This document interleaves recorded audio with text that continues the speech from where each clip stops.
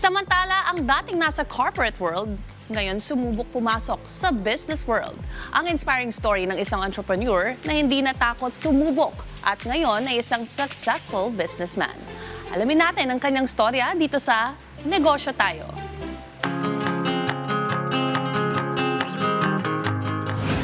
Hi Sir Patrick, welcome to Negosyo Tayo. Yes, good morning po. Thanks for having me. Alright, to start off, before we talk more about your business journey, let's start off first. Ano bang ginagawa mo bago ka na pasok sa business industry? I'm a CPA by profession. Before maging full-time business owner, I worked in a multinational company for over a decade. So what made you decide to take that big leap, to enter business industry? Malaki ang adjustment going to business. Yes, tama ka doon, Miss Dayan. Sobrang laking adjustment yung transition from corporate to business. Pero though I enjoyed yung corporate journey, mayroon talagang fire sa puso ko na parang I think I need to try yung business. And when I took that leap, parang yun talaga yung nagsabi na, I'll do business or entrepreneurship na lang. Paano ka napunta sa industry ng ceramics?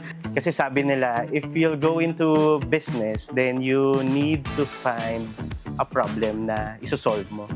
So back then, nung pandemic, lumipat kami sa Silang Cavite. Yung bahay na nagawa namin doon, medyo malalaki yung mga glass windows.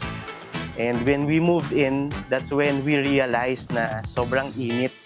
Hindi kaya ng curtains and blinds. Kaya even yung aircon namin, hirap na hirap palamigin yung space namin. Electricity cost, napakataas. Kaya doon ako naghanap ng solution. Of course, if you don't have any background, you need to do a lot of research. Medyo tedious yung process for you to be able to start this business. So, take us back to the time when you were starting. Ayun, Ma'am Dayan, tama.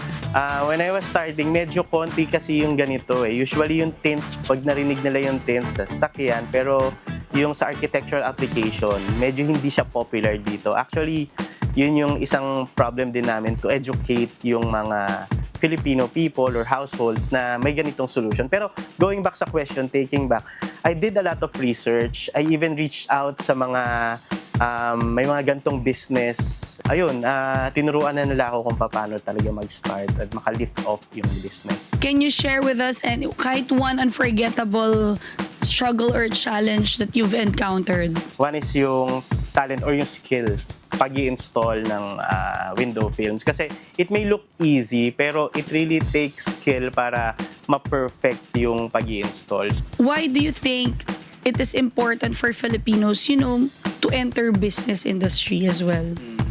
Kasi ngayon medyo volatile yung situation natin here in the Philippines. So, if you feel na you really have something na pagkakakitaan, kahit extra lang, we take that opportunity kasi minsan from those little steps, dun tayo nakakakuha ng momentum.